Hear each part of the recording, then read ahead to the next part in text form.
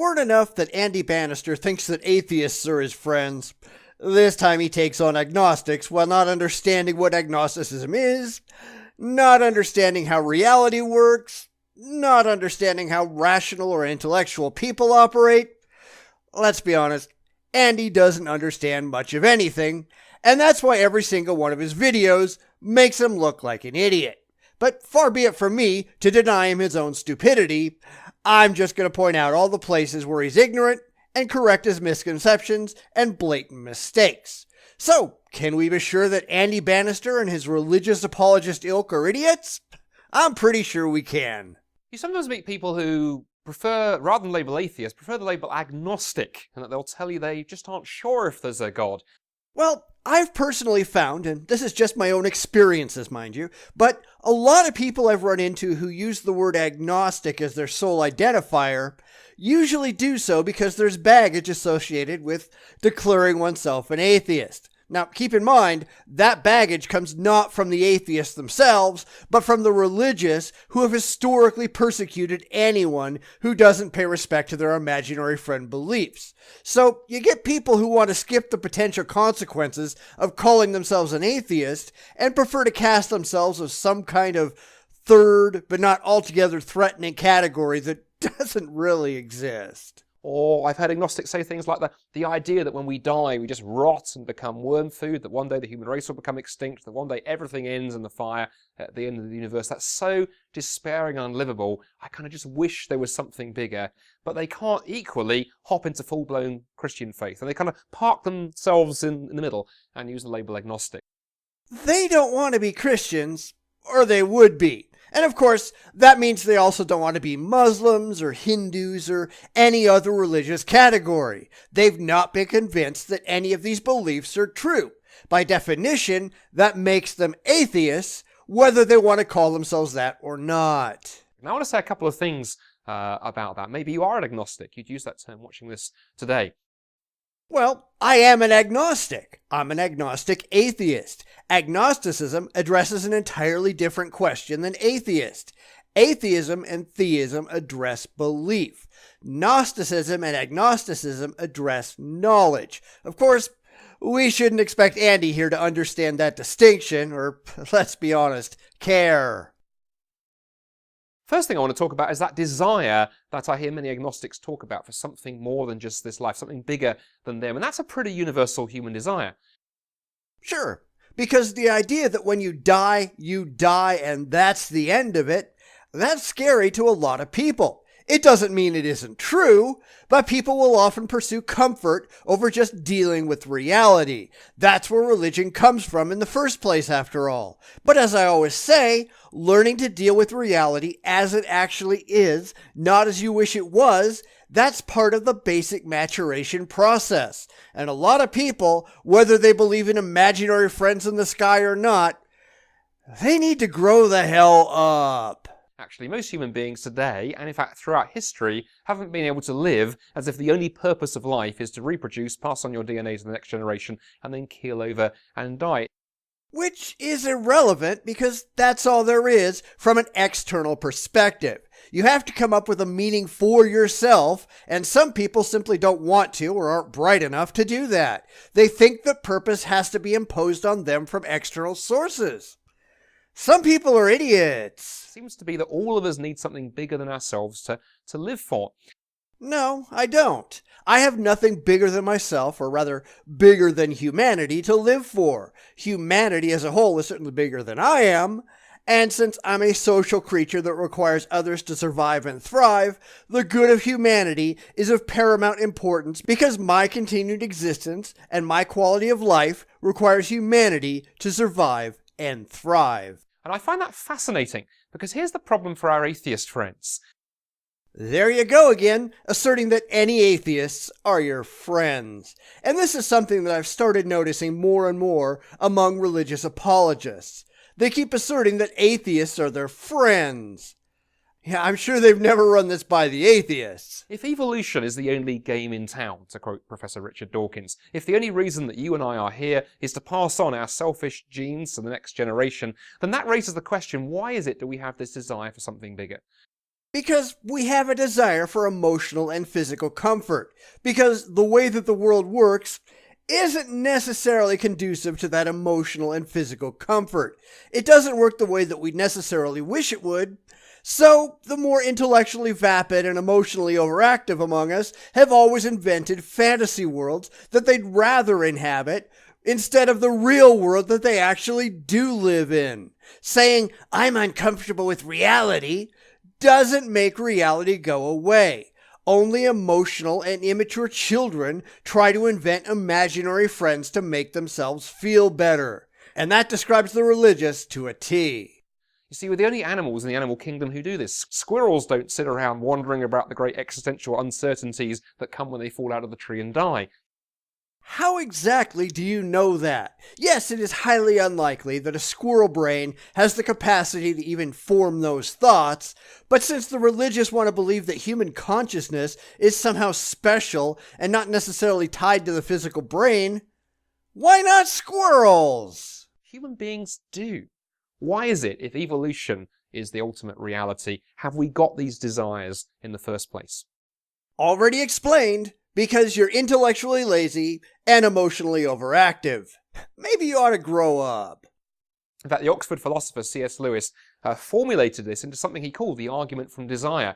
He said it's interesting, when you look inside every creature, every species actually, we find these deep desires within them, these innate desires, and they always map onto reality. Again, how did Lewis know? Because he said every species. How in the hell does he know what innate desires a fruit fly has?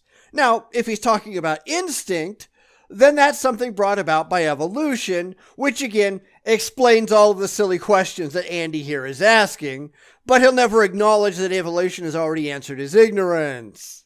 So a duckling desires to swim while there is water. A duck doesn't desire to swim. A duck has the ability to swim and the evolutionary directive to do so for survival and as a gathering place for food and reproduction. Stop anthropomorphizing ducks. Animals desire to eat while there's food. Animals don't desire to eat. They need to eat to stay alive. Evolution has given them the instincts necessary for their own survival. Moron. Human beings desire sexual intimacy. Well, there is such a thing as sex. Again, for reproduction, to keep the species going. What about this desire we have for something bigger than ourselves, for something spiritual, for God even? The only logical explanation for this innate desire is that there really is something out there designed to fulfill it and meet it and connect with it. That makes no sense at all, because if you look at dreams, there are a lot of dreams that are common among humans. Flight, for instance. Many people, if not most people, have had dreams where they're flying. Does this mean that humans can really fly? Or does it mean that flight's a fantasy where you can fly away from your own problems and limitations might appear in the subconscious as a means of dealing with day-to-day stresses? Andy, you're an idiot. And Lewis here actually is picking up on a biblical theme, because the Bible teaches us time and time again that God has placed this desire for him into every human being.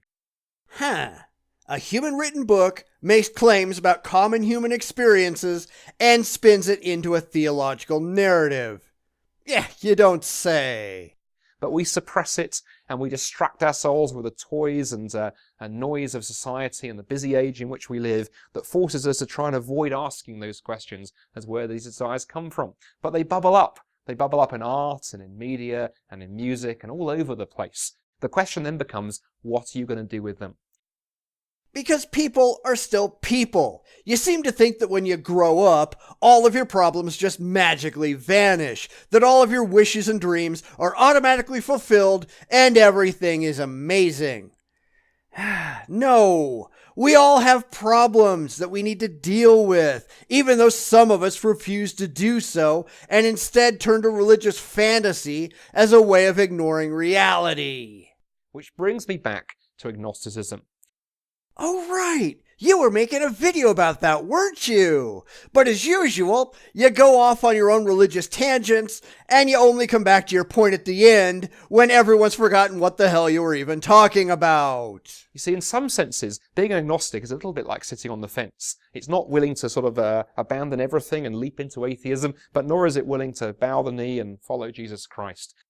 Which is a gross misunderstanding of what agnosticism is. Agnosticism has nothing to do with belief. It has to do with knowledge. More properly, the availability of knowledge. If you think you know anything about the existence of gods or the supernatural, then you're a Gnostic. If you think you can't, then you're an agnostic. That's it. That's the whole thing. It isn't a midway point between theism and atheism. It's an entirely different question altogether that has little, if anything, to do with either one. You're either a theist or an atheist. You can't be both. You can't be neither. You're also either an agnostic or a Gnostic.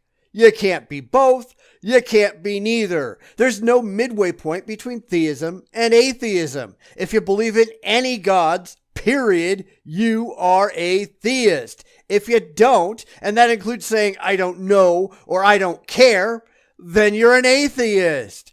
Agnostics who do not believe in gods, no matter how they phrase it, are also atheists, and this is where the vast majority of them, at least in my experience, fall. Andy, as usual, is just wrong.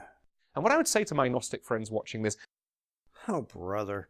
Andy, you've got no agnostic friends either. Nobody likes you. it's okay to take a time to figure things out, to investigate, to try and work out if Jesus really is who he claimed to be. And a lot of people have already done that. That's why they're not Christians, or Buddhists, or Hindus, or whatever. They have not been convinced by world religions, and certainly not by religious apologists, to take the claims of these religions seriously. And that's where you have failed. But then ultimately, there comes that point where you need to make a decision. Because the question that Jesus loved to ask people was this: who do you say that I am? A myth? Now, there are various answers to that question. You can write him off as a lunatic, you can write him off as a liar, or you can call him Lord and Christ. Or you can accept that he was a legend, possibly based on one or more religious leaders of the day, but the majority of it was just made up by his early followers. And this seems to be the most well-supported option that the religious never want to talk about. But refusing to answer the question is still to answer the question. I already answered the question. You'll just refuse to acknowledge it. But one thing that will help you if you're an agnostic watching this, final thought, have you ever tried the agnostic's prayer? Yes, actually I have. Didn't work. And it won't work for anyone who's rational either. In fact, it only works for people who are emotionally predisposed toward wanting it to work. It's an emotional tool, not an intellectual one. It goes like this. When you finish watching this video, go into a quiet corner, into your room somewhere, and just pray this prayer. Pray, Lord, I don't actually know if you exist. I hope you do. I think you might, but I haven't got it figured out. Why would you say that you hope God exists or think God exists if you haven't been convinced that God is actually real? And why would you pray to God? Why not Krishna or Allah or Bobo the tree god? Seems like a very biased and dishonest way to start the process. But Lord, I really want to know. Hey, I really want to know. And the only way I can come to that knowledge is through objectively verifiable evidence. You got any of that? Jesus, if you're who you claim to be, please, would you help me discover what that means? Would you reveal yourself to me and bring me to that point where I can put my trust in you? And funny, I've done that on several occasions and nothing has happened. And when nothing happens, as is certainly going to be the case for anyone who goes into this intellectually instead of emotionally, the theist is just going to claim that it's your fault, not the fault of their imaginary friend. It's a no-lose proposition for the theist. Either you convert because you start talking to yourself, or you don't, and they can claim you were never serious in the first place. I have many friends who have prayed a prayer like that honestly and have been very, very surprised by the answer. There you go again, thinking you have friends, Andy. But again, he'll only acknowledge that it's been done honestly if you reach the conclusion that he wants you to reach. Otherwise, you're not honest. The game is rigged in favor of the delusional, and Andy knows it. And that's because Andy wouldn't know intellectual honesty if it bit him. That's why he blocks comments, because he doesn't want anyone else to disagree. And that's because Andy is an idiot. And yeah, it's bloody obvious.